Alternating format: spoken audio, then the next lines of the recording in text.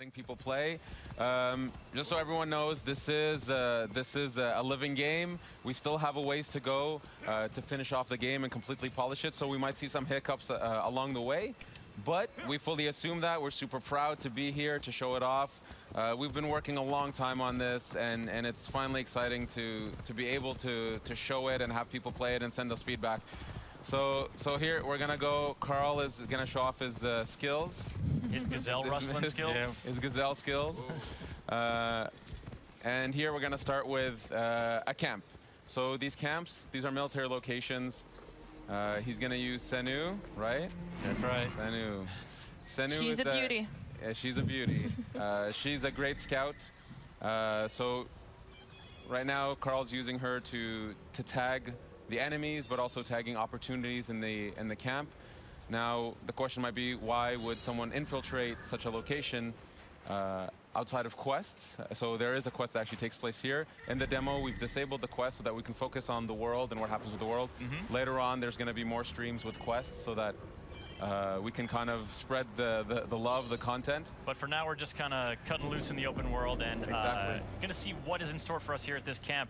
Now, with the tagging, I'm noticing, one of the new features here is that levels are popping up over the enemy's heads as you are tagging. So what can the player read into those levels as to what kind of challenge they're going to face? Yeah, so by going a lot more action RPG, what's happening here is that right now Bayek is level 20 and he's facing off against enemies that are at an equivalent challenge. And so this would be considered a fair challenge fight in this part of the world. And we'll see that as, we'll see later on, there's another camp with enemies that are level 25. And you'll see that the feedback is slightly different. This is to really clarify to people, levels matter, gear matters. Taking on higher level enemies, it's doable. But they're tougher not only in stats, but they're also tougher in behavior. So the higher level they are, they have more capacities, more abilities, stronger weapons. So you might want to think twice before taking them on, or get some better gear, or just light your arrows on fire. Yes. Ooh. Apparently. What are you doing there, Carl? I think I'm going to cause a little bonfire down here. Why not? Because it's not hot enough. Yes. Just a little more warmth from the bonfire. Speaking of which, my feet are on fire. We are in the middle of the sun it is here. really hot out We here. suffer for your entertainment, viewers. This is the live streaming equivalent of method acting. Is Bayek is warm right now. You think that hood is like keeping him cool? That hood is warm, and I will say for the fans out there who. Oh, the lion's attacking the horse. Attacking the horse. He's got a snack on some horse meat. Well, it is a distraction. He's been caged up for a while. So that's something that we fully embrace in here. So all the NPCs of the world, all the humans, all the animals, they have a full life in the world. They have needs, they have wants. Animals, they hunt, they sleep, they find shade. So in this case, this lion has been captured and been put in a cage. And at this point, it becomes an opportunity for the player. You can't always guarantee it, but okay, so these guys they sense something. They've seen a lion getting released. They've seen... Kind of hard to miss that one. Yeah, a fire. There you go, Carl. Something's going well on. Done. Well done. All right. Nice job, Carl. So here we go. So we just picked up a bow. So this is something that's really important in Assassin's Creed Origins. It's gear. Goodbye, lion. Terrible. He was so kind to you. Wow. He attacked the horse. He should have been attacking. No real lions were harmed. Out of the frying pan into the fire. So we picked up a bow, and we saw that it was a blue bow, which means that it's a common weapon. So rarities do matter in this game. Yeah. The more rare the equipment is, the more attributes it has, the more properties it has. So as opposed to just does some more damage, it cannot have other properties. Like what is an example? Exactly. So other properties could be things like poison tipped. Being able to generate adrenaline. Adrenaline is a concept. It's a resource in the combat system that allows Bayek to unleash a fury of attacks or just devastating, overpowering attacks. And you can build adrenaline through the combat system. And some weapons charge differently than others, so this is part of the depth of the combat that we want players to mess around with. And this is a whole new combat system you guys have. Boom, headshot. It's way different than the feeling before of being in He felt it. He's dazed. Take him out. Poor guy. Oh, he can cover some ground. So this guy's a commander. That's the gold icon. Uh-oh. Not for long. There we go. There we go. Dead. So there we go. So killed. So here we found a Very second chilled. bow. So in a military location, military locations are great for finding equipment and new gear. Aside from playing quests, these are also places to be able to upgrade Bayek with new weapons. Loot all that. So here we found a bow. Oh, we leveled up, which gives us an Ooh. ability point. So we'll check that out in a second. Check it out now. Yeah, and we found a shield. Oh, cool. Nice All right, job so here looting, we're Carl. looking at sort of the skill tree, and I'm seeing 3 different branches. Yeah, it's more of a graph. What that Okay. means is there are flavors. So on the one side, what you see here is the Master Seer. This is more the abilities that are aligned with manipulation. So manipulating the environment, animals, and NPCs. In the center, we have the warrior aspect, which is really delving deep into fight. And the hunter aspect, which is more the stealthy approach of being an assassin or being a ranger.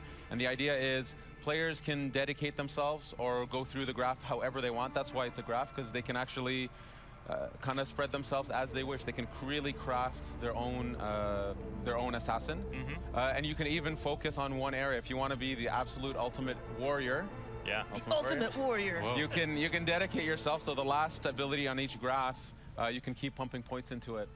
So you can really become that super powerful archetype that you wish to play. You just got to chase down a fluorescent outfit, and you're good to go. So what kind of player would you be, Ash? What's your personal favorite style? Personally, well, we should get Carl to buy something here. We go for the enhanced warrior bow. Enhanced warrior bow. The warrior bow is super cool. We haven't seen it yet, so maybe we should switch to it if we can. Yep.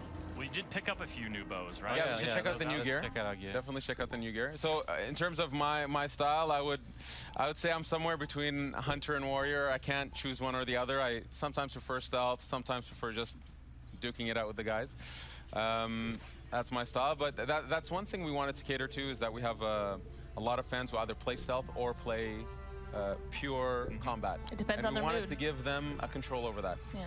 So here we can see that Carl put on a new bow. You also had a new shield. Put on the shield, put on the shield. New Was it everything. wooden New bow, new Is it shield. really going to be better? Let's have a look. It's way better. So Oh, you can wow. see the shield adds to the player's resistance. Okay. It was quite significant. And we can see it has a property, which is that when you block a hit, you generate adrenaline. So the idea is with gear, you can actually start crafting, again, the way you fight, the way you stealth. We can see the crafting at the bottom there. So just like combat, there's no longer this concept that you can one-shot assassinate just anybody.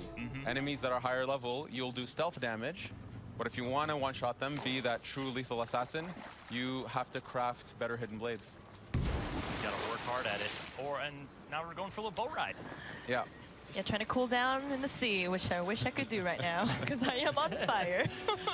Pretty hot. So this is the amazing tech Singapore has been working on. The water, I think it's some of the most beautiful water in any game. Gorgeous. It's absolutely beautiful. It's completely seamless. We can, at some point, we'll dive underneath. For now, you know, we have an island here. Let's maybe at some point explore the island. Well, this lake is really big. Yeah, can we just get a sort of look at how Yeah, sure. how big this is? So 'Cause this pretty. is one Take of a the look at things. this lake. Wow. Yeah. I don't know. You I'm can see looking at it now. the draw distance are absolutely stunning. Yeah, this is, for you folks watching, this is running on the Xbox One X. Yeah, it's absolutely beautiful. It's really allowing us to showcase what we can push with our engine, the beauty of the world. We really want to do Egypt justice and show it off, show off our artists, show off our technical people, our programmers who bring this to life. It's gorgeous. So here we can see some boats in the distance. This bigger ship here. There's always opportunities. The world is alive. You know, fishermen are out catching fish. They'll take their goods to shore, to docks, take them to the markets, go home and sleep at night. And there's always opportunities for the player here. All right, out for a little swim. And you mentioned underwater. Let's take a little dive, Carl. Let's take a sure, little let's dive. Go down. Take a look. You know, I There it see is. something dangerous off in the horizon there. Oh, yes. Yes. Oh, what is that? It's a hippo. Oh man, do we have other He looks pretty creatures? friendly. Let's get closer. See what happens. It's a good idea. Very good idea. Or not. Carl has a great track record with animals, so nothing could go wrong.